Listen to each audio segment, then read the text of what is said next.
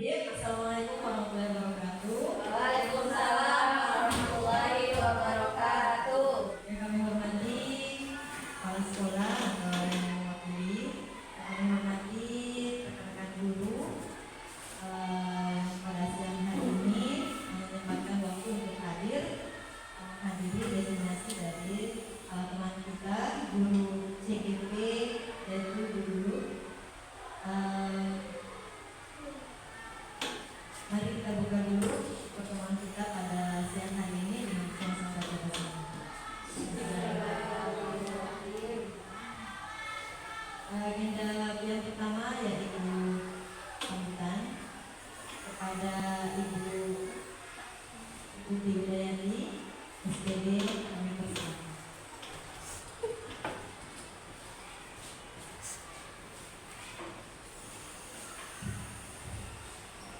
Terima kasih. Assalamualaikum warahmatullahi wabarakatuh. Waalaikumsalam warahmatullahi wabarakatuh. Yang terhormat rekan-rekan guru, sudah sangat tahu di sini saya mewakili kepala sekolah. Kita mendukung mendukung guru dalam menyelesaikan aksi nyata modul 1.4 budaya positif. Semoga apa yang nanti disampaikan oleh guru bisa menginspirasi kita semuanya dan akhirnya kita bisa tergerak, bergerak dan menggerakkan. Dan selamat untuk guru, tetap semangat. Terima kasih. Assalamualaikum warahmatullahi wabarakatuh. Waalaikumsalam.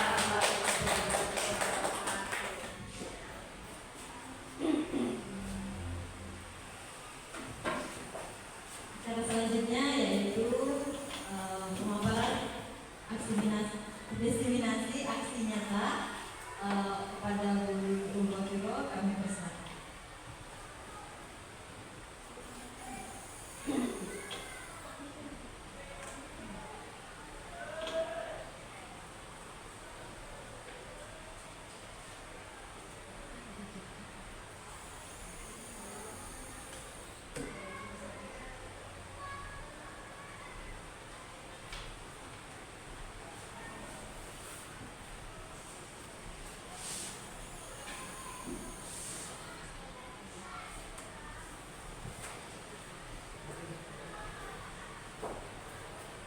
Bismillahirrahmanirrahim. Assalamualaikum warahmatullahi wabarakatuh. Waalaikumsalam warahmatullahi wabarakatuh. Yang saya hormati Ibu Kepala Sekolah atau yang mewakilinya, yang saya hormati para ibu teman juga senior saya, Bu Maniti, Bu Katia, Bu Wahida, dan semuanya. Terima kasih atas dukungannya. Ini satu motivasi yang sangat luar biasa buat saya, dan juga para teman-teman Bu Wahida, teman-teman yang masih semangat, masih fresh ya mungkin ya. Terima kasih semuanya atas dukungan yang diberikan kepada saya. Ini adalah tugas saya untuk mendiseminasikan apa yang sudah saya pelajari pada pendidikan calon guru penggerak. Mudah-mudahan bisa bermanfaat buat saya dan buat kita semua, umumnya untuk sekolah kita. Baik, kali ini saya akan menyampaikan tentang apa itu budaya positif. Tentunya sekolah adalah sebuah tempat untuk menyemai benih putra-putri kita, bagaimana putra-putri kita itu nanti tumbuh menjadi anak-anak pemuda-pemudi generasi bangsa yang emas. Tentunya dalam sekolah tersebut pastinya akan ditanamkan hal-hal yang baik, yang positif, sehingga akan menjadi karakter mereka di kemudian hari. Karena sebagaimana yang disampaikan oleh Hajar Dewantara bahwa sekolah itu ibaratkan ladang, tempat menyemai benih, di mana seorang petani itu menyemai benih, dia tidak bisa mengubah benih tersebut akan menjadi seperti yang diharapkan, namun yang bisa hanya mengupayakan bagaimana benih tersebut akan tumbuh subur dan tentunya panen yang limpah. Begitu juga dengan anak-anak kita. Anak-anak itu tidak bisa kita rubah sesuai dengan keinginan kita. Yang bisa kita upayakan adalah menanamkan sikap-sikap yang baik, sikap-sikap positif yang kelak akan menjadi karakter kepribadian baik mereka. Nah, dalam kali ini kita akan membahas yaitu yang pertama budaya positif, disiplin positif dan nilai universal. Kemudian nanti ada teori motivasi, hukuman, penghargaan dan institusi, keyakinan kelas, kebutuhan dasar manusia, dan lanjut restitusi 5 posisi 5 kontrol, kemudian restitusi segitiga restitusi. Nah, Bapak Ibu tentunya sudah tidak heran ya dengan ini. Disiplin positif dan nilai-nilai kebajikan universal. Dengan cobalah buka, tentunya semua sudah pernah mempraktekkan. Yang perlu kita ingat kembali bahwa apa yang pernah kita praktekkan itu adalah satu keyakinan. Yang perlu kita tanamkan dalam diri kita adalah sebuah keyakinan bahwa genggaman tangan ini sebenarnya hak kita saja, kita yang berhak menentukan dibuka atau tidak. Next book. Ya, biar dirayu dikasih uang 100 juta kalau kita tidak masih membutuhkan apa yang lebih penting, apa yang ada dalam genggaman kita, tentunya kita juga tidak akan membuka genggaman itu. Nah, ini teori kontrol dari Dr. William Blazer, ilusi guru mengontrol murid. Inilah dasarnya sesungguhnya. Lanjut Bu. Pandangan bahwa guru mengontrol murid. Pada dasarnya ketika anak-anak itu melaksanakan apa yang kita perintahkan, itu belum tentu dia melaksanakan sesuai dengan keinginannya. Bisa jadi karena ada rasa takut, ada rasa tidak nyaman. Nah, ketika itu terjadi, rasa-rasa itu terjadi, maka itu tidak akan, ketika tidak ada peraturan atau tidak ada ibu gurunya di lain tempat, dia tidak akan mentaati peraturan tersebut. Selanjutnya, ilusi bahwa semua penguatan positif efektif dan bermanfaat. Yang kedua, penguatan positif atau bujukan adalah juga merupakan sebuah bentuk kontrol. Kadang-kala kita juga membujukkan anak untuk coba samakan dengan berbagai macam cara, atau anak kita sendiri dibujuk, nanti ketika kamu dapat juara 1, ibu beri HP atau lain sebagainya. Nah, itu juga kurang kurang dapat menimbulkan nilai-nilai positif, di mana ketika tidak ada bujukan, anak tersebut juga tidak akan melakukan hal tersebut. Selanjutnya, ilusi bahwa kritik dan membuat orang merasa bersalah dapat menguatkan karakter. Ya, jadi kadang-kala juga kita sering membuat anak kita bersalah, padahal tujuan kita adalah bagaimana anak itu bisa tersentuh.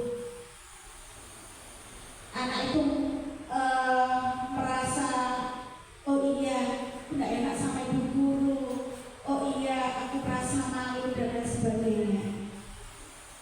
Memang di situ tidak ada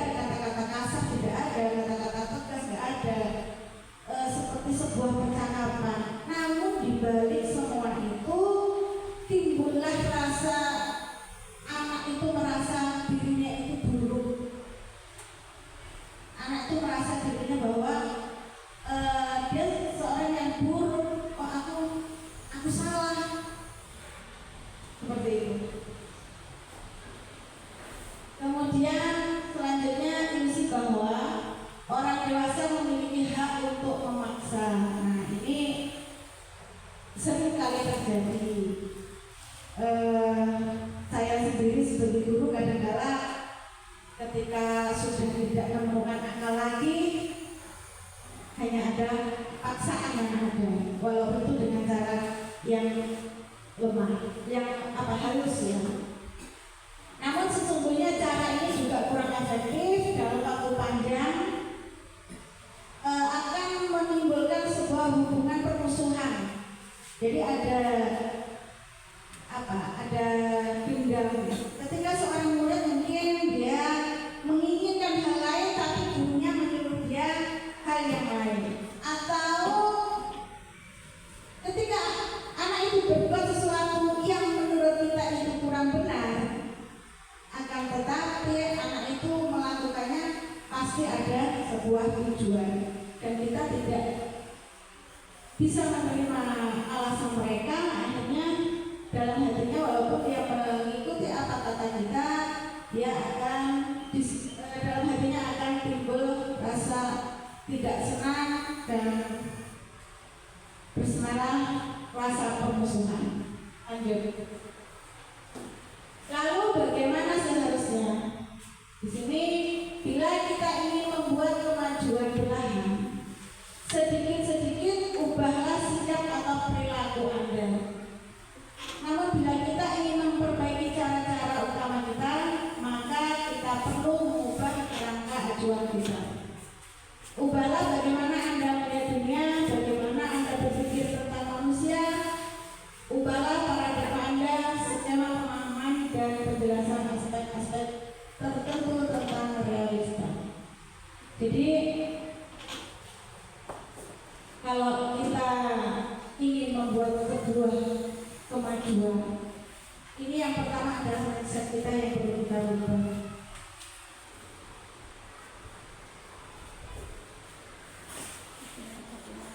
Ya. Nah, ini perbandingan ya antara stimulus respon dan teori kontrol. Kalau dulu itu biasanya kita menganggap bahwa kebutuhan kita itu sama. Kemudian teori kontrolnya sebenarnya kebutuhan kita itu berbeda. Yang kedua, semua orang melihat hal yang sama. Setiap orang memiliki gambaran yang berbeda. Seperti yang saya sampaikan tadi bahwa kadang-kala kita melihat anak melakukan hal yang tidak wajar. Seperti contoh ya, saya sering lihat anak itu kakinya naik ke atas, apa itu namanya, di pagar atas. Sebagai orang tua, sebagai guru itu kaget, rasa marah, masa dia membahayakan dirinya seperti itu. Namun dalam satu sisi kalau kita pandang, anak juga mempunyai pandangan yang berbeda. Dia memandang bahwa ini sudah aman. Seperti itu. Artinya kita pun juga harus merubah mindset kita bahwa semua orang itu mempunyai pandangan yang berbeda, menghargai pandangan anak-anak. Walaupun nanti pada intinya kita juga harus meluruskan apa yang dia lakukan. Kemudian selanjutnya kita mencoba mengubah orang agar berpandangan sama dengan kita. Nah, ini kayak mustahil ya. Kita tidak bisa apa itu namanya, merubah, mengajak orang seperti pandangan kita, dari sudut pandang kita. Kemudian dari kontrolnya kita berusaha memahami pandangan orang lain tentang dunia. Nah, ini biasanya timbul gampang menjudge orang, menyalah-nyalahkan orang. Padahal sebenarnya kita ini harus berusaha memahami pandangan orang lain tentang dunia. Jadi intinya itu bukan tidak ada orang yang bersalah, tidak. Namun tentu semua punya alasan, dan kita harus menghargai alasan tersebut. Kemudian perilaku buruk dilihat sebagai suatu kesalahan. Nah, seperti tadi yang saya contohkan tadi ya, itu secara spontanitas saya anggap salah. Kenapa dia membahayakan dirinya naik di pagar? Namun semua pelaku memiliki tujuan. Kemudian orang lain bisa mengontrol saya. Hanya Anda yang bisa mengontrol diri Anda. Saya bisa mengontrol orang lain, Anda tidak bisa mengontrol orang lain. Pemaksaan ada pada saat bujukan gagalan, kolaborasi, dan konsensus menciptakan pilihan-pilihan baru. Jadi itu tadi, kalau sudah bujukannya gagal, kita memaksa. Seharusnya adalah kita ciptakan suatu kolaborasi, kerjasama, sehingga anak itu merasa dihargai, kemudian bisa timbul sebuah ide-ide baru. Kalau dulu model berpikir menang atau kalah, sekarang menang-menang. Kalau dulu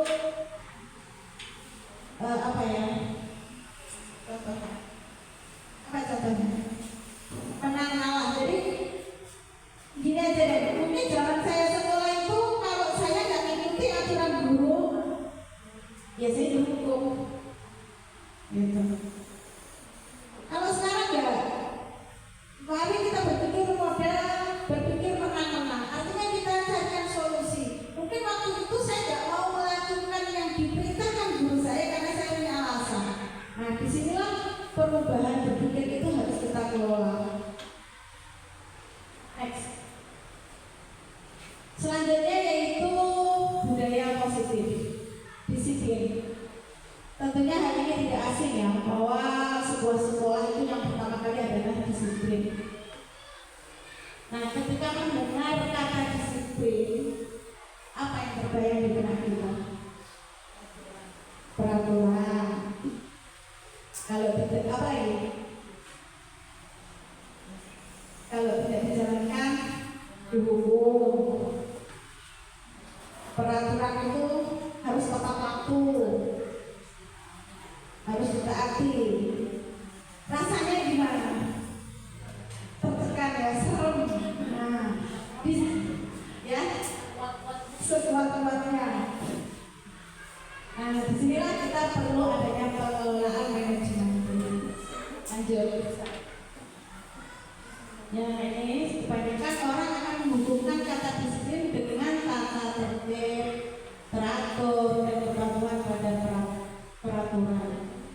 Nah, menurut KHD,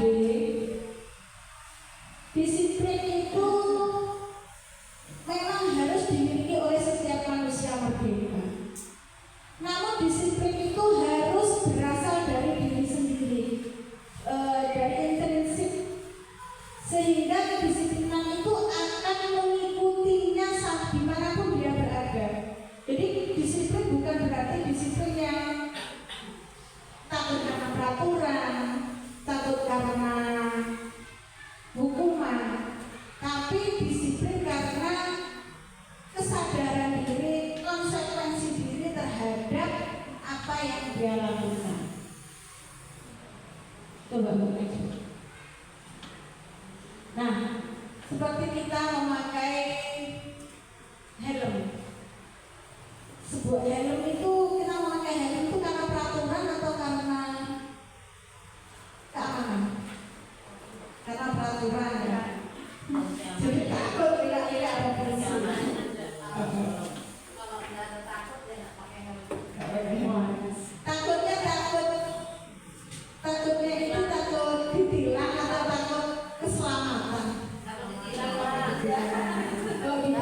Kalau nggak ada Pak Polisi aman, nggak usah pakai helm. Kemudian kalau pakai masker, kesadaran atau peraturan?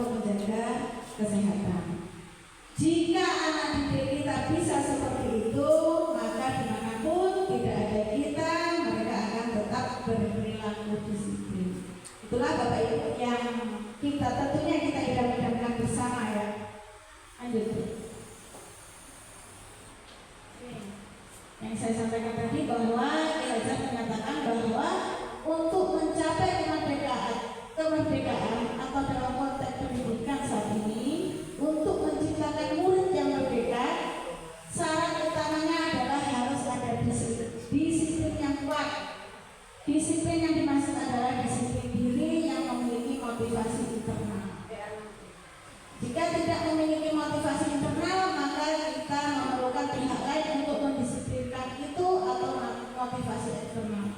Nah, betapa pentingnya sebuah kedisiplinan ya. Walaupun kalau kita bicara tentang merdeka, itu seolah-olah kita bebas gitu ya. Apa Bu? Kalau dengar kata merdeka, tuh kira-kira apa yang ada di pikiran kita? Bebas. Bebas ya, bebas aturan ya. Terserah kita mau apa ya. Nah, ternyata bukan itu. Ternyata orang yang berbeda itu perlu kedisiplinan yang kuat, disiplin dari dalam diri sendiri, sehingga ketika dia melakukan kebaikan itu dilakukan dengan sepenuh hati, dengan kesadaran tinggi. Kalaupun disiplin itu belum bisa muncul dari diri kita sendiri, perlu adanya orang lain yang mendisiplinkan juga. Nah, seperti aturan kita di sekolah, kita sebagai guru juga belum bisa disiplin 100% ya, tapi ada aturan-aturan yang mendisiplinkan kita. Jadi bukan berarti merdeka itu bebas. Nah, kita akan mencapai kebebasan ketika hal itu disadari oleh diri sendiri. Kemudian selanjutnya, disiplin merupakan sebuah nilai kebajikan. Disiplin sebagai bentuk kontrol diri, yaitu belajar untuk mengontrol diri agar dapat mencapai suatu tujuan mulia. Tujuan mulia di sini mengacu pada nilai-nilai atau prinsip-prinsip mulia yang dianut seseorang. Kita namakan nilai-nilai tersebut dengan sebagai nilai-nilai kebajikan. Ya, jadi disiplin itu sebuah bentuk kontrol diri. Gak usah jauh-jauh ya. Saya itu kalau pagi bangun tidur ingat, belum berikan baju. Jadi saya harus ada di sekolah. Akhirnya mau tidak mau, kontrol itu pagi hari sudah mengontrol saya. Saya harus cepat mandi, saya harus cepat menjaga baju supaya jam 7 saya ada di sekolah. Nah, itulah pentingnya sebuah disiplin. Mungkin kalau tidak begitu, ya bisa jadi jam 8 kan nyampe sini. Di antara motivasi saya sebagai guru itu tadi, saya itu orangnya tidak disiplin, makanya saya butuh pendisiplinan. Lanjut.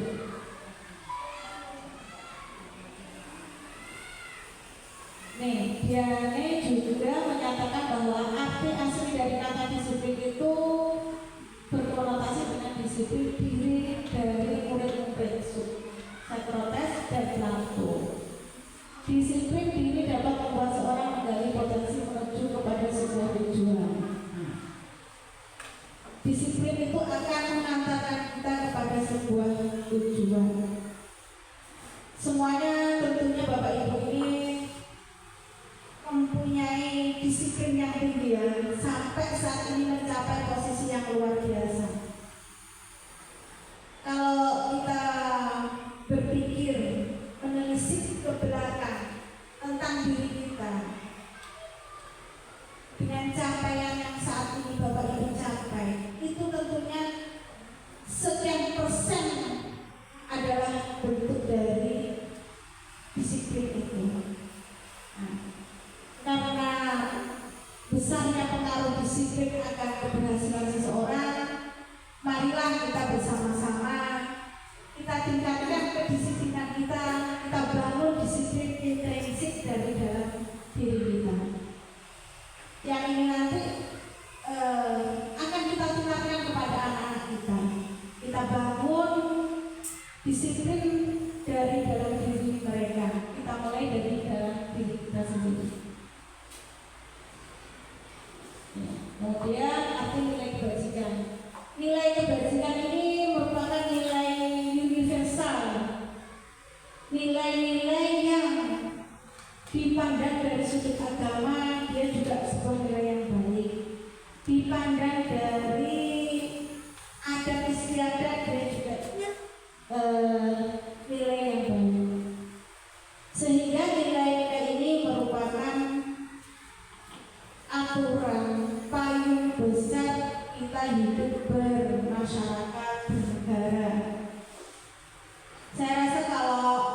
kejujuran, seperti kejujuran, baik dari segi agama, budaya, apalagi aturan, itu merupakan semua setuju bahwa itu merupakan suatu nilai kebajikan.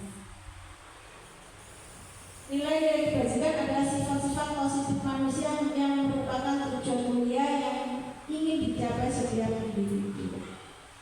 Tentunya walaupun orang yang ini ya, kita sering dengar, kita pernah ngobrol sama orang yang apa ya, mungkin menurut secara dipandang secara kemasyarakatan kurang baik,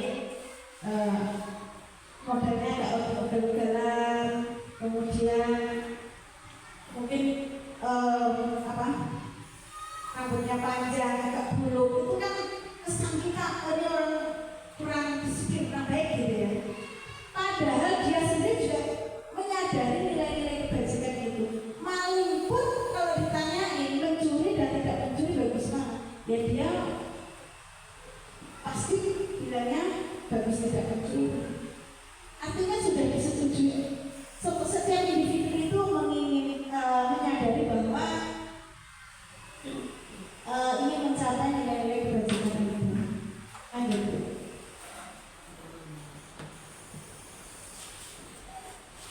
Kemudian dasar nilai kebajikan. Ini tadi yang sudah saya sampaikan di depan ya, bahwa tujuannya adalah setiap perbuatan memiliki suatu tujuan dengan mengkaitkan nilai-nilai kebajikan yang diyakini seseorang, maka motivasi hidupnya akan terbangun sehingga menggerakkan motivasi dari dalam untuk dapat mencapai tujuan yang diinginkan. Ini pendapatnya dari dosen. Bu, kayaknya kita perlu SBQ deh Bu. Iya, anak semsem ya kan.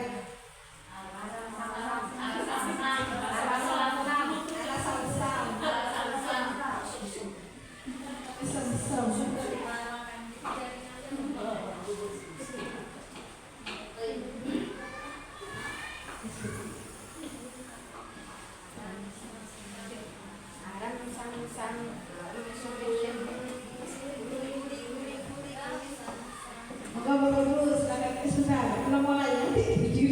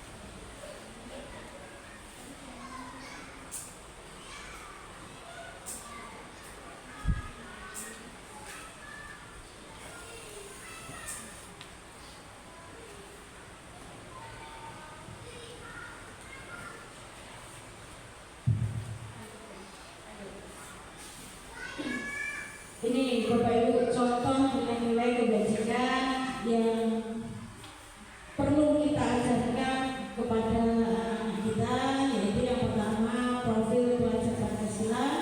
Kita tahu semua beriman dan bertakwa, mandiri, kritis, berpendidikan global, bergotong royong dan kreatif. Selanjutnya ini sikap murid, toleransi,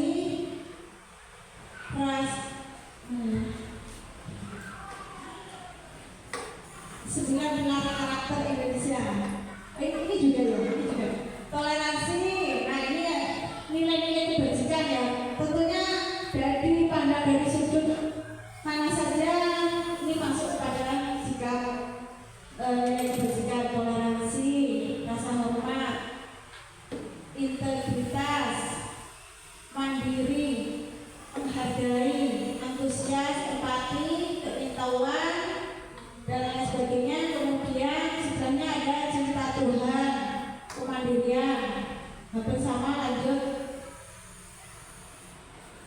Ini dari berbagai ini ya berbagai organisasi yang menyatakan bahwa seperti peduli itu ada juga di profil pelajar Pancasila, penalaran, ada bekerja sama ya. Kemudian ya lanjut saja, teori motivasi hukuman dan penghargaan serta restitusi. Lanjut dulu. Nah sebelum kita membahas tentang apa itu hukuman, restitusi, kita akan mempelajari 3 motivasi perilaku manusia. Sebenarnya kita ini bergerak itu apa sih? Apa dasarnya itu apa? Nah di sini para ahli psikolog ya ini mendefinisikan ada 3 motivasi perilaku manusia. Yang pertama, untuk menghindari ketidaknyamanan atau hukuman. Seperti yang kita bahas tadi, contohnya anak itu melakukan sesuatu bisa karena ketidaknyamanan atau hukuman. Yang kedua, untuk mendapatkan imbalan atau penghargaan dari orang lain, bukan dari dirinya. Yang ketiga, untuk menjadi orang yang mereka inginkan dan menghargai diri sendiri dengan nilai-nilai yang mereka percaya. Nah, kira-kira dari ketiga ini Bapak Ibu yang mana yang menurut Bapak Ibu itu yang terbaik? Ya, ketiga, itulah manusia merdeka. Mungkin yang diharapkan pelajar Pancasila, pelajar yang merdeka ini menjadi orang yang menghargai dirinya dengan nilai-nilai yang kita percaya. Artinya kita ini digerakkan oleh kemauan kita sendiri dengan kesadaran kita sendiri. Lanjut. Nah, bagaimana dengan motivasi kita? Ya, tadi itu sudah kita bahas bahwa tentunya kita ini menginginkan motivasi yang terbangun dari diri kita, yang kita percaya bahwa itu nilai-nilai kebajikan yang kita percayai. Aja dulu. Nah, ini hukuman dan konsekuensi serta restitusi. Apa sih bedanya ya? Kalau hukuman itu sesuatu yang menyakitkan, harus terjadi. Seperti yang sudah kita bicarakan di depan tadi bahwa hukuman itu menyakitkan, keterpaksaan. Kalau konsekuensi sesuatu yang harus terjadi. Kalau seandainya kita komporin cepat ya konsekuensinya kita harus membersihkannya. Sedangkan restitusi merupakan sebuah pilihan. Nanti kita akan bahas sendiri tentang bagaimana itu restitusi. Kemudian tidak nyaman untuk hukuman itu tidak nyaman untuk murid, anak untuk jangka waktu panjang. Kalau konsekuensi itu tidak nyaman untuk murid,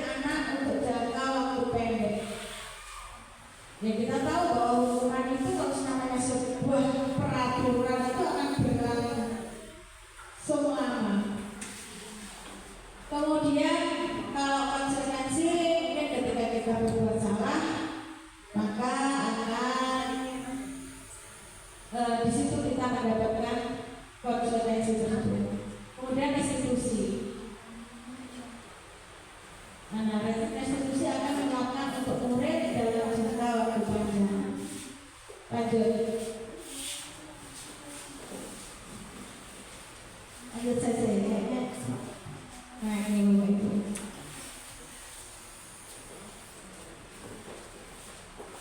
Ini restitusi. Restitusi adalah proses menciptakan kondisi bagi murid untuk memperbaiki kesalahan mereka, sehingga mereka bisa kembali pada kelompok mereka dengan karakter yang lebih kuat. Jadi ketika anak itu mempunyai sebuah kesalahan, maka akan kita arahkan, kita ajak, kita menuntun mereka untuk memperbaikinya, bukan malah menghukumnya, yang akhirnya akan menimbulkan rasa tidak terima, dendam dan sebagainya. Karena seperti tadi, manusia itu bergerak pasti ada tujuannya. Kemudian restitusi juga merupakan proses kolaboratif yang mengajarkan murid untuk mencari sebuah solusi. Ya, jadi restitusi ini dilakukan secara kolaboratif antara murid dan gurunya, di mana di situ terjadi sebuah diskusi untuk mencari jalan keluarnya. Selanjutnya, dan membantu murid untuk berpikir tentang orang seperti apa yang mereka inginkan. Nah, dalam diskusi tersebut, dalam percakapan tersebut, dalam memberikan sebuah hukuman, sebuah sanksi konsekuensi, itu tidak langsung kamu dihukum untuk nyapu, contohnya seperti itu tidak. Namun seandainya pun dia nanti dihukum untuk nyapu, tapi dalam prosesnya itu berteman, berkolaborasi, maka akan menimbulkan rasa empati, rasa kesadaran, dengan kesadarannya. Dan bagaimana mereka harus memperlakukan orang lain.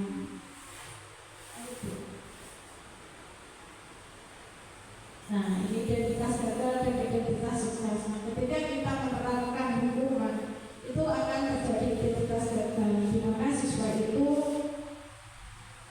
bisa jadi dia menyimpan sebuah permasalahan, dendam atau lain sebagainya. Sedangkan identitas sukses itu dia punya rasa ingin memperbaiki dirinya. Nih, restitusi bukan untuk menebus kesalahan, namun untuk belajar dari kesalahan. Restitusi memperbaiki hubungan. Kemudian restitusi adalah tawaran, bukan paksaan. Restitusi mencari kebutuhan dasar yang mendasari tindakan. Ya, jadi sebenarnya kita semua itu sering melakukan restitusi. Ini bisa di sini kan? Di sini biar. Jadi kita itu mungkin sering ya melakukan restitusi, cuma belum tahu ini loh ternyata restitusi seperti itu. Nah, nanti ada langkah-langkah bagaimana restitusi itu dijalankan, sehingga ketika kita melangkah dengan tahapan-tahapan yang benar, maka akan lebih mudah lagi.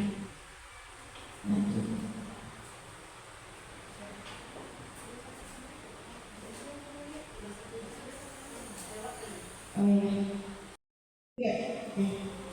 Baik, selanjutnya itu budaya positif, keyakinan kelas.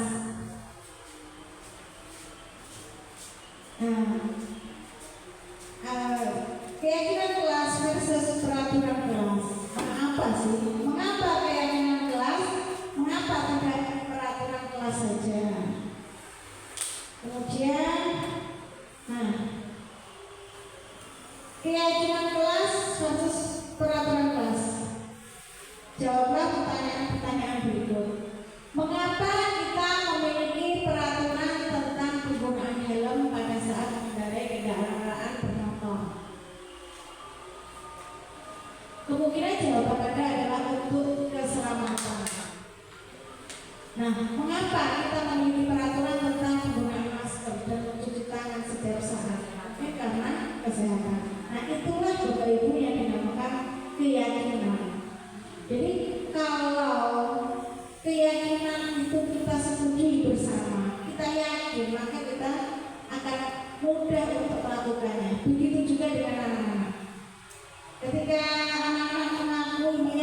bahwa inilah hal yang benar, maka itu akan dilakukan. Walaupun hal itu sebuah hukuman, ya, sebuah konsekuensi, jika diyakini tidak benar, maka dengan sadar dia akan melakukan hal tersebut.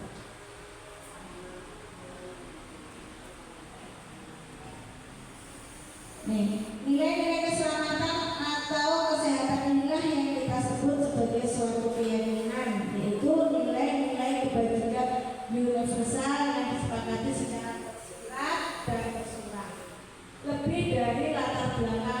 Lepas dari latar belakang suku, negara, bangsa maupun agama. Apa sih tujuan keyakinan kelas? Yaitu sebagai fondasi dan arah tujuan sebuah sekolah atau kelas yang akan menjadi landasan dalam memecahkan konflik atau permasalahan di dalam sebuah kelas. Jadi keyakinan kelas itu disusun ketika nanti ada permasalahan di kelas, maka akan diselesaikan dengan keyakinan yang sudah disetujui tadi, keyakinan bersama.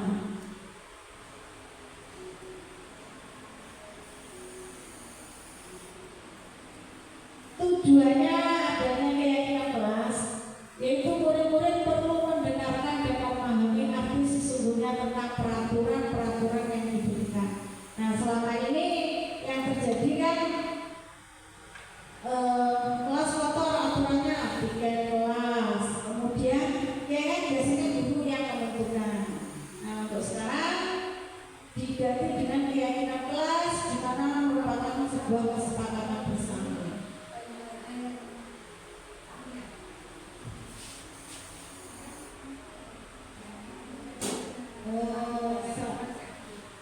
Dengan mereka memahami peraturan-peraturan yang diberikan, apa nilai-nilai kebajikan di balik peraturan tersebut, apa tujuan utamanya dan menjadi apa tujuan utamanya. Ketika mereka mengetahui tujuan utamanya, maka dengan mudah mereka akan melakukan.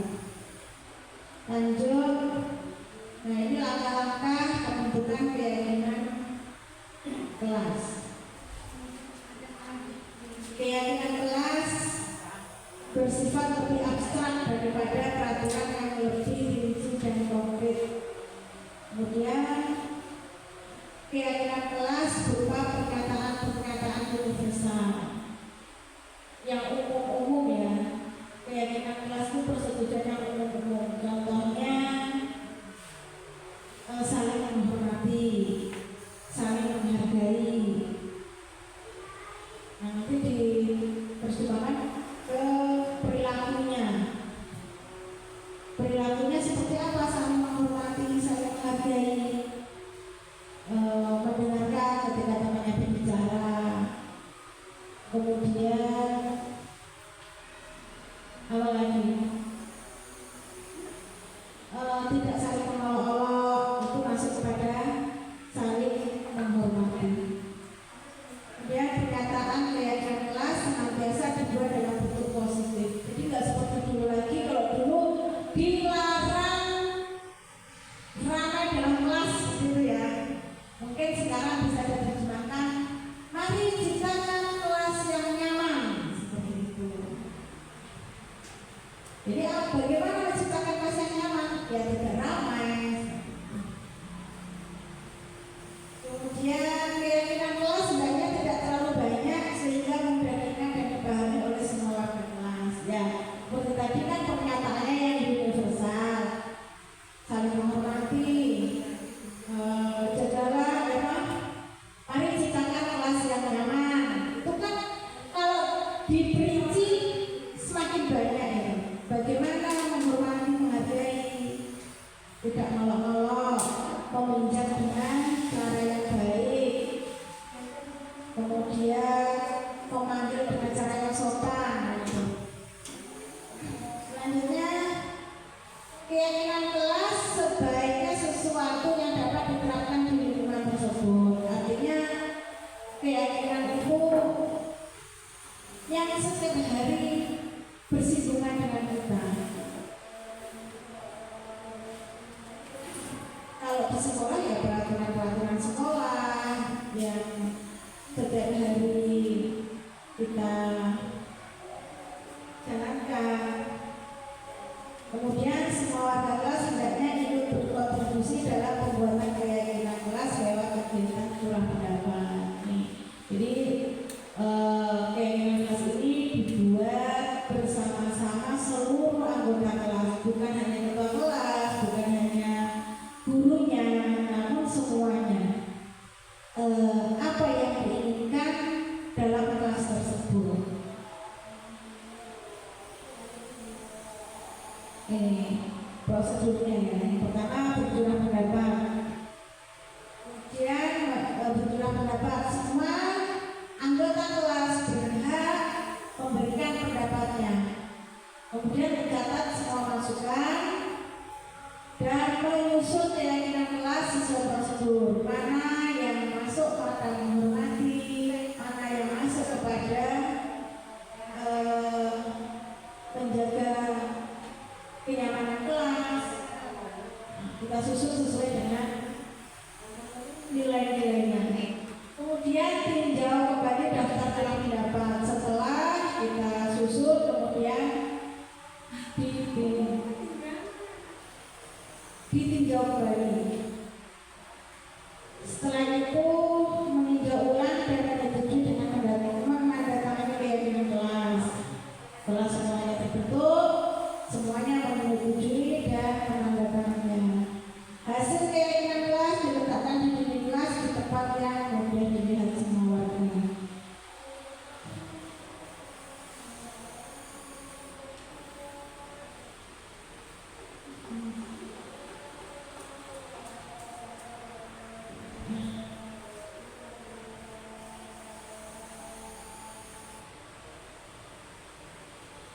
Nah, ini yang terakhir saya mau menyampaikan tentang budaya positif segitiga restitusi ya. Tadi saya sampaikan tentang apa itu restitusi. Sekarang bagaimana restitusi itu akan dilakukan. Nah, tadi sudah kita pelajari bahwa restitusi adalah proses menciptakan kondisi bagi murid untuk memperbaiki masalahnya.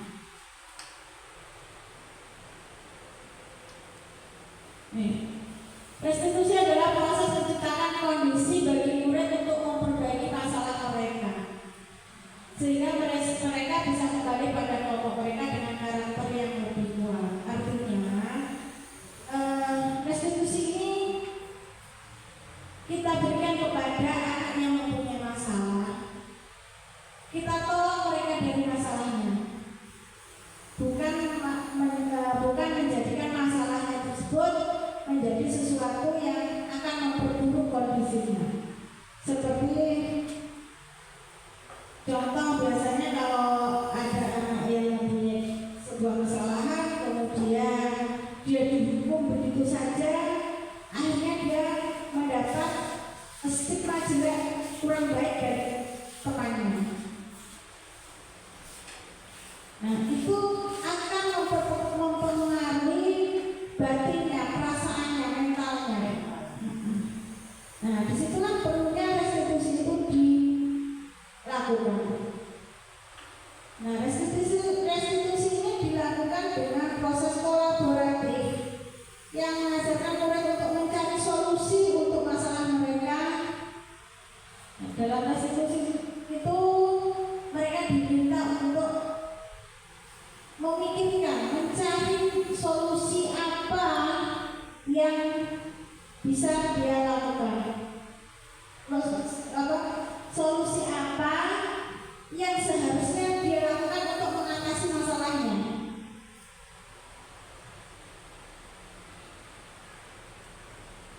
Nah, inilah segitiga restitusi. Langkah-langkah restitusi. Yang pertama ada validasi tindakan yang salah. Kemudian langkah kedua menstabilkan identitas. Langkah ketiga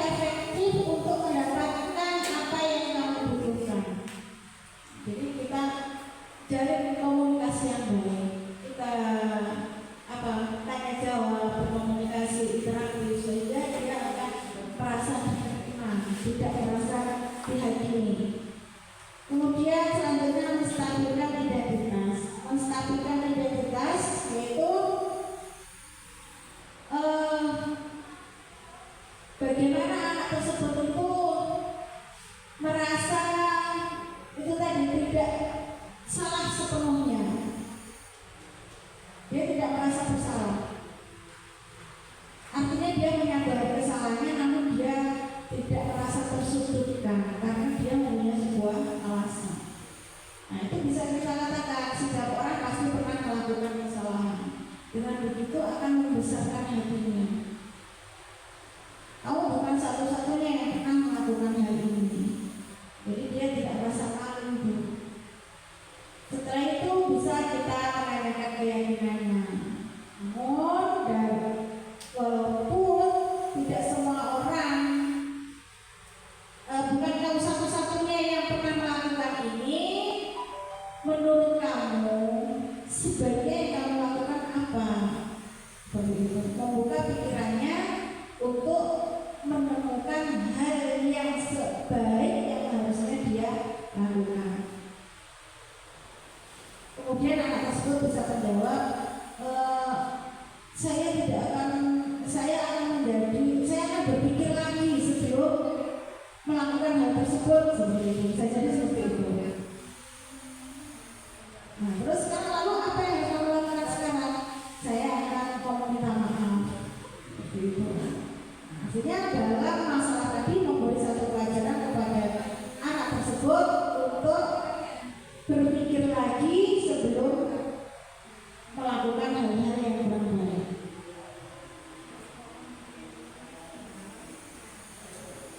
Ya, menstabilkan identitas untuk mengubah identitas anak dari orang yang gagal akan melakukan kesalahan menjadi orang yang sukses.